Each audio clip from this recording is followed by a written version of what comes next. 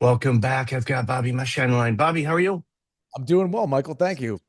Thank you for having me. We're- I'm really looking forward to this conversation. This is important work that you're doing, and you've got quite the journey and all of that. So, why don't you share a little bit about you, and then we'll jump into the conversation.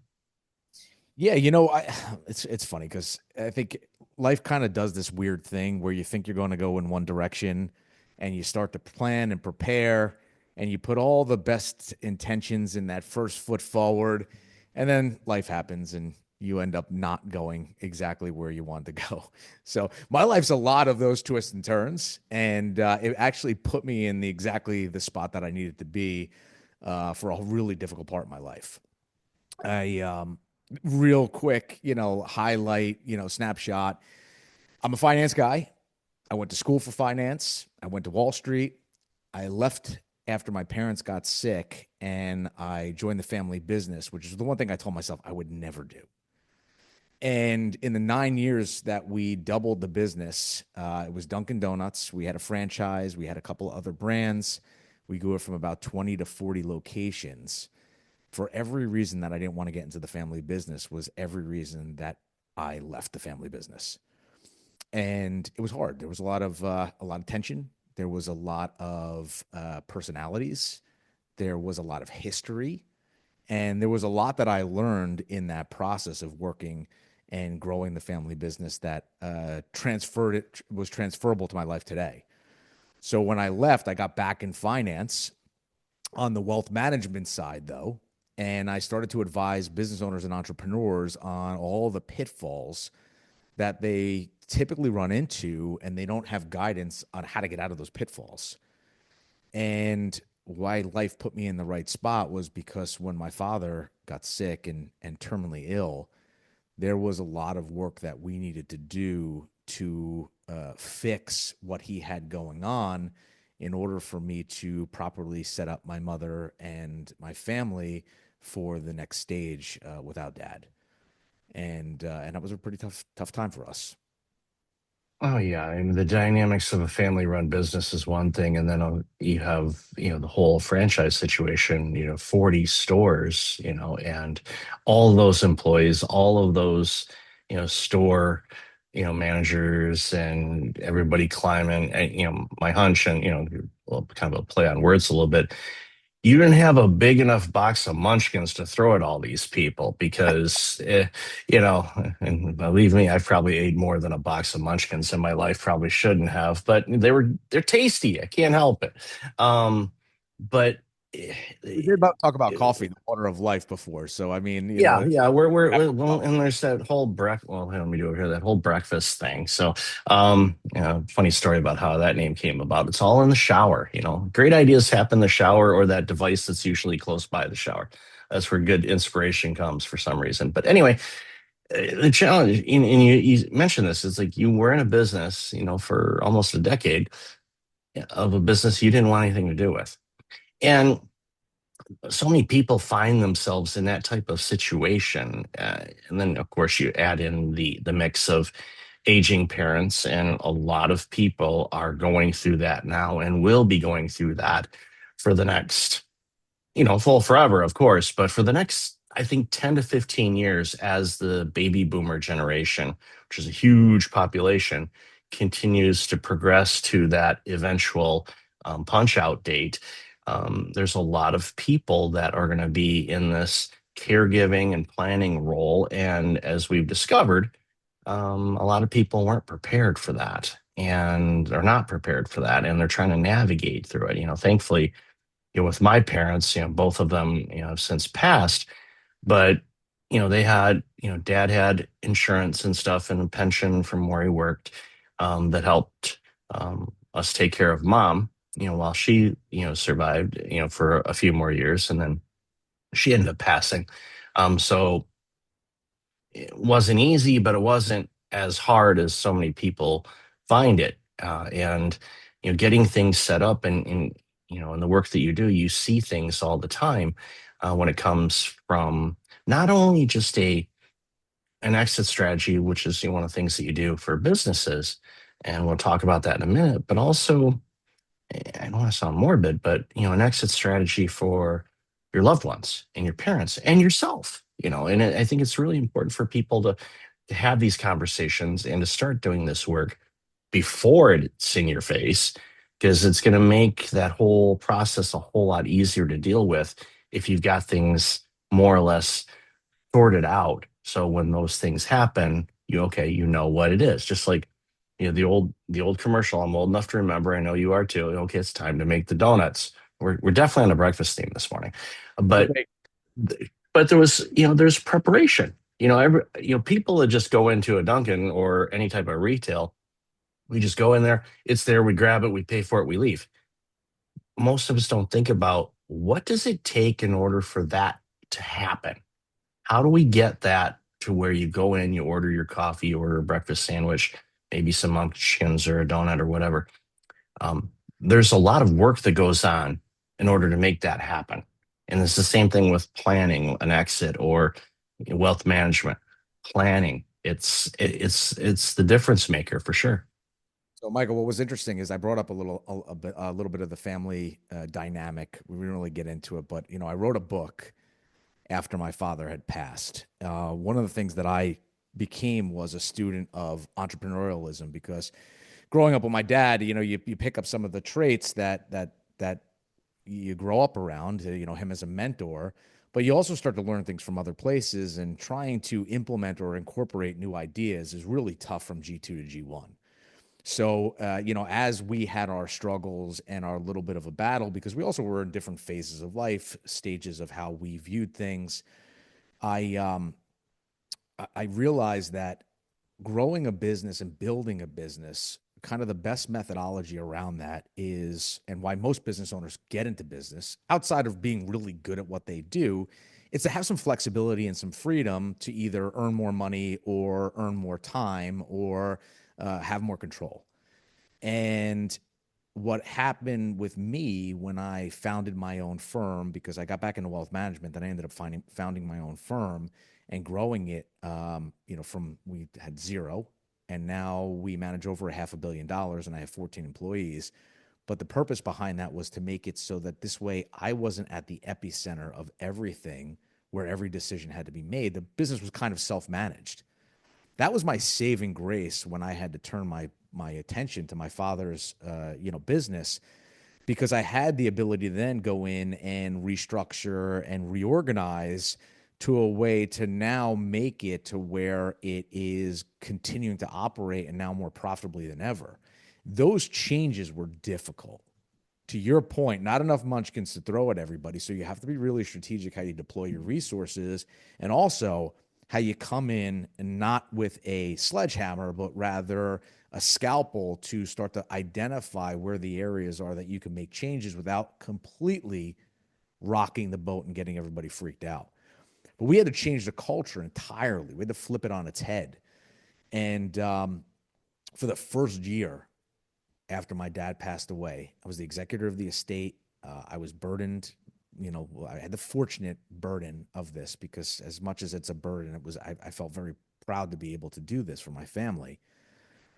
But the first year, I woke up for 5 nights with nightmares that my dad was still alive. And he basically said, "What are you doing to my business?"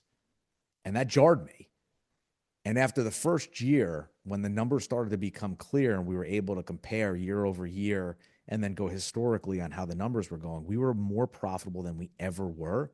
But it took us the entire year before 11 and 12 month was more profitable by far than any other. And we kept that going into the future, which was, very transformative for the business, for the employees that were there. And that's when I said, we have two tides that are colliding in 2030. We have every baby boomer, like you mentioned, every baby boomer is over the age of 65. Greatest wealth transition in history. $80 trillion is going to change hands. It's a lot of money. It's 3 million business owners. And at the same time, that second tide that's coming in is AI is about to reach singularity, and give or take, whoever originally it was 2030, it's kind of come back 2 years. But the idea behind that is you have to evolve and you have to change if you want to retain your value and retain your position in the market. And those two things of older generation having to deal with new incoming technology, they're at polarity with each other. It's not they're older. The older generation doesn't tend to adopt to technology very quickly or proficiently. So I wrote this book, Unchained, to try to help because I think about my dad. My dad gave up everything for his business. As my dad was passing, he said a couple of things to me that really stood out. Number one was, "I'm so sorry I'm leaving you with this mess." And number two was, I always felt like I was a good provider. I never felt like I was the best dad, but I felt like my role was to be a good provider. He missed everything: games, events. We never went on vacation. I joke that we were the richest, the poorest rich people that I knew because as far as we were concerned, we had no money. So, and we had no experiences and we had nothing to do except dad always had to work because if he didn't work, we were 10 seconds from bankrupt. Like that was the lifestyle. And I think that Unchained was an opportunity for me to say, hey, listen, there's this whole community of people who are going to be either A, taking over or B, exiting. And with the staggering statistics of 80% of businesses failing to make it to the closing table, I wanted to make an impact. It's you know, kudos to you for, wanting to do this. And of course, writing a book is a very time consuming adventure in itself. But it's important work. And you took the lessons learned of a, and quite frankly, we'll call it what I see it is a traumatic experience. Losing a parent is one. And then of course, the whole, thinking back over your entire life on those opportunities that you never got to have. And I think when you have those things kind of all piling together, that can shape people in a variety of different ways. It can cause them to really struggle for the rest of their lives, feeling this disconnect. Or, from my viewpoint in your situation, like, okay, well, how can I take this to create something that could be beneficial and helpful? And, while healing and moving forward in whatever life, was going to provide for you. And obviously, you've returned back to what you're passionate about, what you feel, great about. You're using your gifts, but you're also passionate about it. And I think when you couple those things together, it makes work a whole lot more entertaining for sure. And writing a book, of course, has led you to talking about this obviously on shows like mine. And thank you for being on here. But also, you're doing a lot of public speaking now, which is great because one of the things I love about public speaking, more or less, is when people are at an event or in a meeting or something like that. Right now in the world, getting their attention is really hard. It really is. So they're in a room, they're listening to you. Yeah, they might be on their iBankies. That's my brother's nickname for my iPhone because I'm always on the damn thing. But you have their attention because they're listening. They're curious about what you're sharing. And I think that's the power of public speaking is you have the audience, you're there. The moment of time, you can say something. It might be a few words, it might be a whole concept of what you talked about. It could be something. And when you do that, what that does is it plants a seed and they go, you know what? I need to do something about this. I need to rethink about what I'm doing. Do I need to maybe take more time off and go do this? Or the books are a mess or this is that. I need to get this cleaned up so I can leave a legacy where people aren't scrambling and trying to figure out what's going on while they're dealing with estate stuff and everything else. So I commend you both on the book and obviously, getting out there because that takes you away from, what you're doing in your work. But, going back to what you mentioned before, you took the time to design this, from your experiences that you had with the Duncan franchises. You're like, okay, I know what I don't want to do. And you set up this business where everything doesn't go to you first. I've seen that. There's a company I'm helping out with, and that's the situation. The owner of this organization seems to be the go-to bottleneck, whatever you want to call him, for everything. No, everyone's like paralyzed because they don't want to make a decision. It's like, why are you bothering him on this? So it's almost to the point where I'm trying to get to give me a dollar amount. Okay. Anything under $50,000, for example, do not ask him about it. Do it. You've got the autonomy to do that, or whatever it happens to be. But they're asking him something about a $200 widget. I'm like, why are you bothering him with that? That doesn't make any sense. Why? Why? And I think that there's fear and lack of autonomy and concern and all of that. But you set up your business going, okay, you guys know what to do. Go do it. You know what's interesting about that is, most businesses they fail at the closing table because they lack transferability, which is why you have these huge earnouts that are on the back end because they have to basically earn their way to that transition. They can't just transition the business over because it's non-transferable. It's too dependent on the owner. And what you just said in terms of let's pick a threshold, like the more you try to control the situation with your employees, the less autonomy they have, the less ability they have to think and strategize, which ultimately is what you need them to do. You can't be the strategic thought engine behind everything that happens in your business because that's going to limit you and inhibit you from making it to the next level. And what we try to do, and what was birthed from my book and from public speaking is this Exit Ready Institute that I created.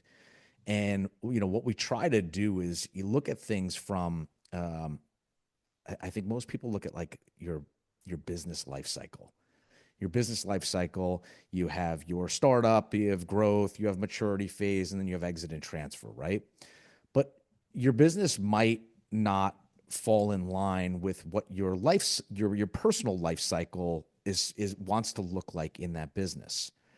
You may think about, because I think the worst time to sell a business is when after you've hit maturity, you want to sell it in a growth phase because that's when you're going to get your highest multiple because everything is based on the future value. So we look at it as being exit ready is actually your best growth strategy. And if you think about it as the business owner's life cycle, it's more about grow being your grit or putting that extra effort, being the heroics in that startup phase to get it going. But then you hit a point where you're like super humming and your blinders start to come off and you start to think about things and you go like, how do I get this to the next level? It's working. Proof of concept done. Now we got to take a launch pad. And that's really when you start to look at, all right, how do I refine what I'm doing so I can hit this growth trajectory? When you hit that growth trajectory, you don't want to mature out. You want to optimize so you can step away and start doing the things that you love and your business is optimized because when you get to that W, which is win, you want to hit the W. You don't want to hit the L. So, we look at it from that grow phase, and the Exit Ready Institute that I created is really to develop a path for that business owner. And P is for purpose. Purpose of understanding what the business value is, what you need the business to be worth, understanding that gap analysis, and then understanding how to drive the business to that next level. A is being more accelerating the engine. So then how do you look underneath the hood and get things so that this way they're optimized and they're running and they're chugging along and you're doing all the things that you need to do. T is to tighten and perfect, really start to to get this thing to where you can walk away. It could be a self-managed business. It doesn't need you to be at the strategic hub. And then H is harvest it. Harvest your wealth. Harvest the hard work that you've put into it. And there's so many people out there that work so damn hard. They give up weekends. They give up weddings. They give up vacations. They don't see their kids' baseball games or their swim meets or their dance competitions. And then they turn around and they go, life is so short. I can't believe I let this all go by. And it's not like they have this business that they can go, you know what, I'm going to go into retirement now. It's all ready for me to transfer over. It's then they have to go through that whole path structure to get it ready to go.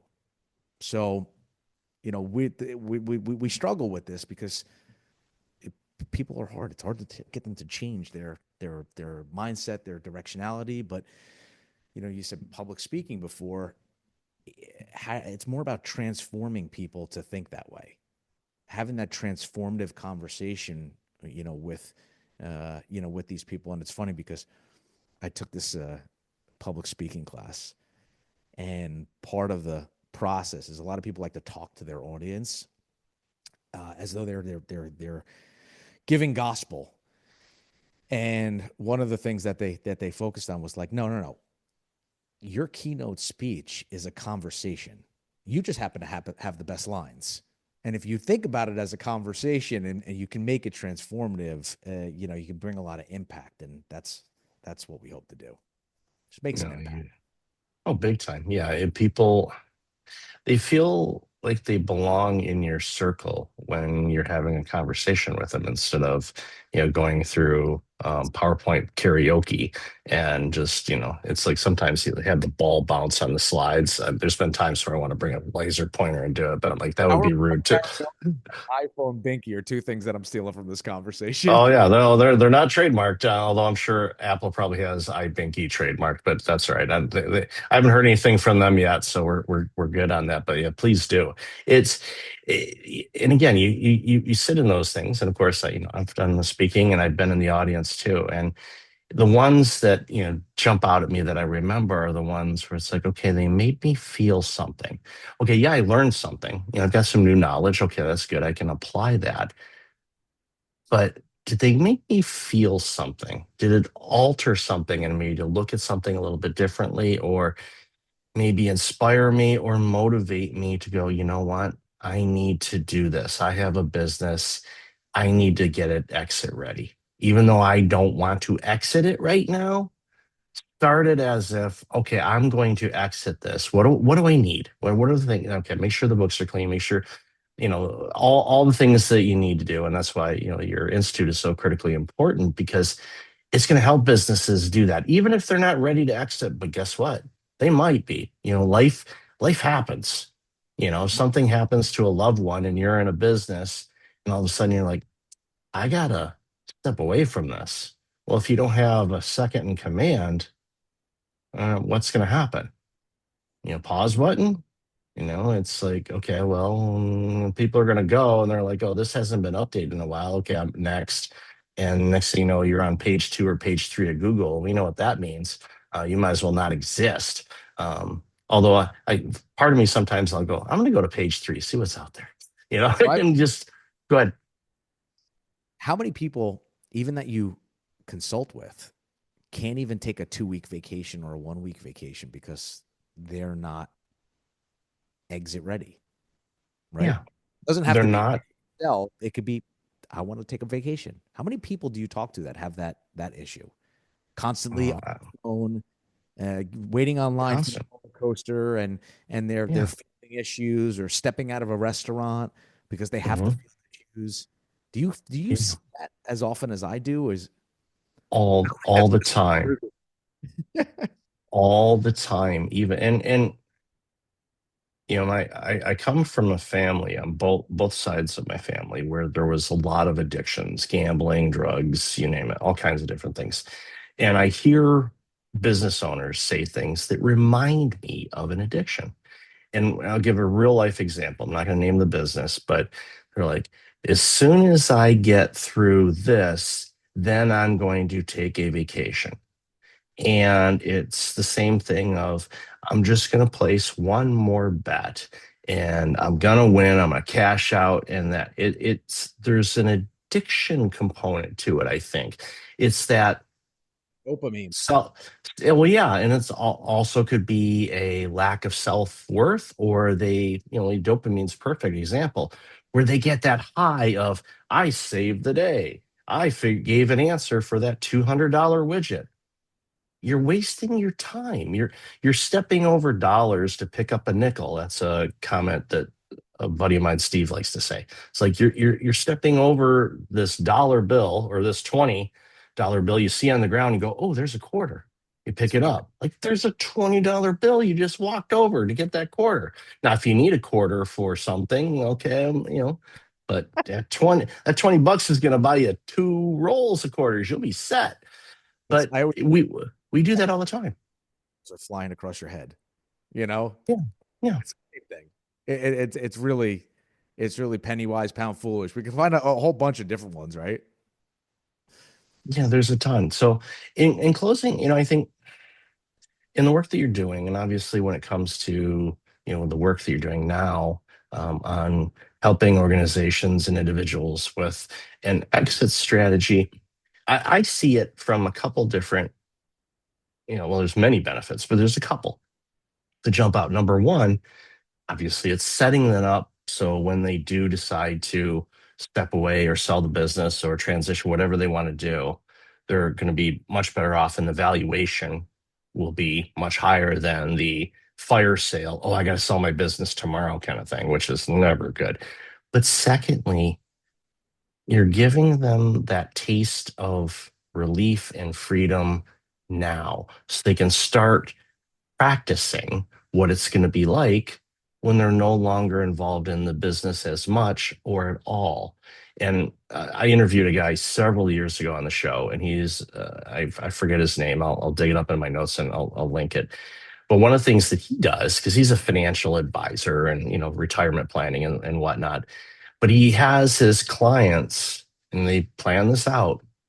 He has his clients while they're still working take an entire month off of work, and they basically try to do it unpaid, or basically what they would get in retirement kind of things. Like that's what you get. Okay. Now you got to spend the entire month. You're not working. You don't check your emails. You take off a month sabbatical. You're off grid. And he does that because he knows that they're going to have a lot of eye-opening moments. Number one, they're going to realize daytime television kills so many brain cells. They're going to know the jingles for all the attorneys that you can sue people for everything under the sun. Game shows are going to get boring. You name it. Not like when we were kids and we got sick and we watched Price is Right. That's different. But they don't think about what it's going to be like. They're just so much in the moment now, focusing on all the noise of work, that it's like, okay, when you actually get a chance to stop and slow down and not work as much, what does that look like? That's why you see people that are early retired, they are just lost. And we've seen it for years. And we know the baby boomer generation, for one, is one that tends to struggle with it a lot. They're just like, my identity is this. Now I'm not that. And they don't know who they are. I go, that's Number weird. Go ahead. number two is undefined purpose. Because as we go through, my primary business is a financial advisory firm where we do wealth management for entrepreneurs. So we go through not that kind of a situation, because I think that becomes a little dramatic for people. But as you start to become more and more, part of a self-managed organization where you don't have to field all of those calls because you've given up some of those liberties to the people that you've entrusted to take on in those roles, because right people, right seat is one of the things that we really weigh heavily on in terms of identifying and helping business owners to self-identify the people that they need to have in place. But as you start to pull away and you start to do the things that you love and get rid of the things that you don't really love and don't need to do, you can start to identify, okay, what does life look like after I sell? And what is going to be my purpose? Because you don't have to sell if you create a self-managed business and you're just doing the things that you love. But if you're going for a play where you're going to have an exit and you're going to have this big liquidity event, you're going to want to be prepared for what your act two is, because otherwise selling the business is never going to resonate with you. It's never going to feel like the right thing to do, because there's a direct tie and correlation to you, just like you said, their identity, how they view their position in the world and their value in the world, where that can evolve. But there's some work that needs to be done. Some of it is psychological. Some of it is just peeling away and getting some of that time, like taking that month off, but putting those building blocks in place so you can take that month, you can take that time, you can start to identify what your purpose is going to be post sale is crucial for even just making it to the closing table without blowing up the deal. A lot of fun things we go through. Yeah. No, it's important work, but it's fulfilling, not only for you and your team, of course, but for the people you help. It's making their lives better, now and in the future. So, Bobby, love this conversation. Where can people find out more about you, hire you to speak, buy your book, all the other good stuff you're doing? So everything is on bobbymascia.com. That's Mascia. And if you want to find me at Green Ridge Wealth Planning is probably easier to remember than spelling my last name. So Green Ridge Wealth Planning, I'm on all socials. We're on, every outlet that you could find. The book Unchained, the raw truth about entrepreneurship, family, business, and life balance is on Amazon, Barnes and Noble. You can find it anywhere on where books are sold. And it really is a memoir slash business book where I've taken the last 27 years of my experience working in my family business. After I left, it's funny because you say like most people that have issues that they have to deal with tend to becomes their profession. So people who have traumatic issues end up becoming some sort of therapist side of things. People who sometimes have life threatening diseases get into the medical field. I became a family business specialist and a certified in business succession planning, and really focusing on the dynamics of family business. So a lot of the clients that we work with, whether it's family business or not, I think family always plays a role as long as you live Mhm. in family and you're not single or childless. Um, that book goes through my 27 years, the different experiences that I've gone through, and I've tried to really peel out the lessons learned so this way people don't make the same mistakes that I do, or maybe something will resonate with them and they'll think about things just a little bit differently, and they'll even make micro adjustments that ultimately will lead them down a better path than if they just kind of stayed the course that they're on. So that's where you could find me, and I look forward to hearing from other people who have the same issues and sharing some stories. Awesome. I'll definitely have that in the show notes. So, Bobby, thank you for being you. Really enjoyed our conversation today. Thanks so much. Thank you.